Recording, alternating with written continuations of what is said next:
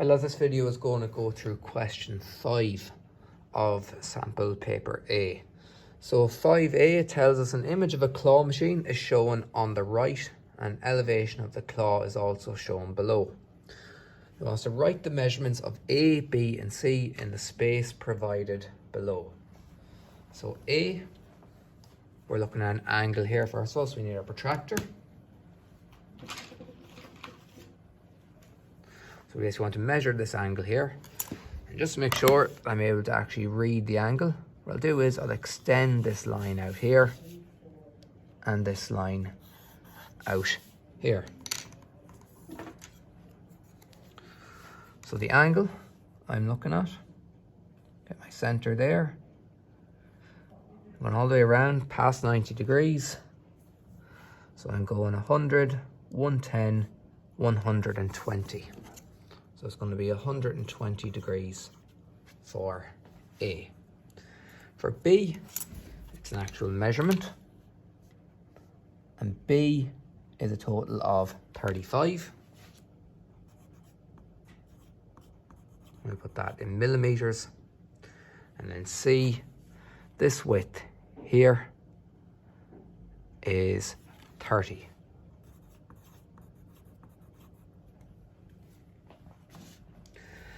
So nice and easy for part A. Part B then. Shown below is the elevation of the claw machine's control lever. Rotate the lever around point O until point A reaches the line L1. Draw the lever in its new position. So what we want to do is rotate this around until it eventually hits that line and it can't go any further. So first of all, what I'll do is, I'm going to take my center of rotation, always is O, I'm going to rotate point A down first. So that's my new position of A. So I'm going to call that A1. A is going to connect to that point. I can call that, for example, B, call that one C, and then D. A is going to connect to B. So same again. Take B, rotate it around. Take the distance from A, because we know it's not going to change, to B. Swing it from A1, where it hits that line, that gives me B1. Same again with C. It's on the same line. Take the distance between B to C, swing it from B1 to give you C1. And then go from O again with D, happens to be on the same line as A. Take the distance from C to D and swing C1 to hit D1. Oh, should be out this side. So you can see there's a big distance between the two. And for now, I'll just connect all those together. So A1 to B1, B1 to C1, C1 to D1, and then if I take A1 and join to D1,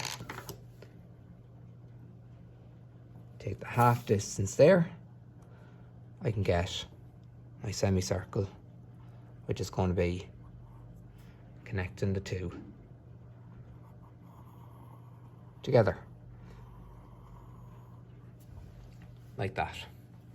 And you can see that both B and C connect back to O. So I can connect B1 back to O there and C1 back to O there. So all it took was 2 lines to be rotated around there. Oh, sorry, 4 points with the shared same arc. Next part then, so there's nothing else required, you don't need to colour anything in. Next part is C.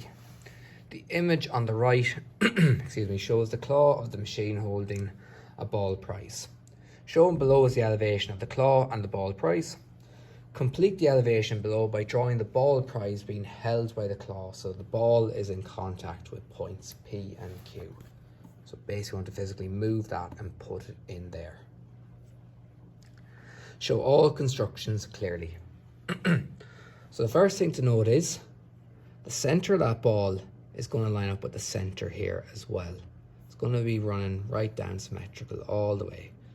So it's like having a symmetrical line here. Half the ball is going to be on one side, half the ball is going to be on the other side. What we know is the center then has to be somewhere along that line. And we can see that the ball touches the claw holding machine at 2 points, there and there. They're on the two outer points of the circle. They're on the circumference.